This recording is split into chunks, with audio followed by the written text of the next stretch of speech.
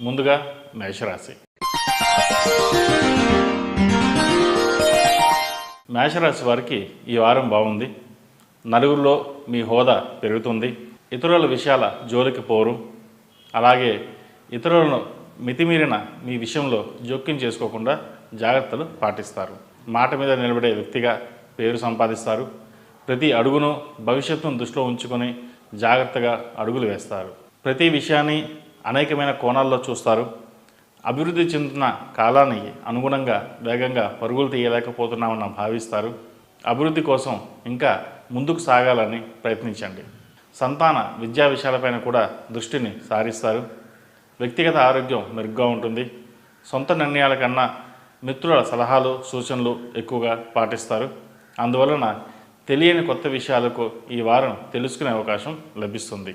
అనవసరమైన ప్రాధాన్యత లేని విషయాలు పట్టించుకోకుండా వెళ్ళడం మంచిది. ఆకస్మిక విదేశీ యానం చేస్తారు. వ్యాపార అభివృద్ధికి ఎక్కువ సమయం కేటాయిస్తారు. ఇబ్బందులు ఉన్న వాటిని అధిగమించగలుగుతారు. కుటుంబంలో సోదర సహోదరి వర్గంతో విభేదాలు వచ్చే అవకాశం ఉంది. మీ మాటలు వారికి నచ్చవు. మంచి ఎప్పుడు చేదుగానే ఉంటుంది. ఏదైనా మీరు చెప్పవలసింది చెప్పడం ద్వారా మానసిక ప్రశాంతత ఏర్పడుతుంది.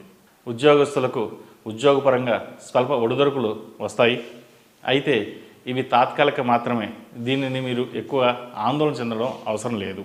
మీరు కష్టపడిన వాటికి వేరొకరి పొందాలని చూస్తారు. కీర్తి కోసం ఈరోజు పాకులాడతారు. ఏదైనా దేవుడు ఇవ్వాలి అని అనుకుంటారు తప్ప దేని గురించి ఆలోచించరు.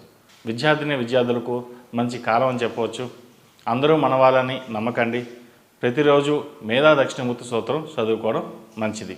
ఈ రాశివారు సోమవారం నాడు రుద్రాభిషేకం చేయించండి. మంచి ఫలితాలు ఉంటాయి. ఈ రాశిలో జన్మించిన వారికి కలిసి వచ్చే సంఖ్య నంబర్ 8, కలిసి వచ్చే దిక్కు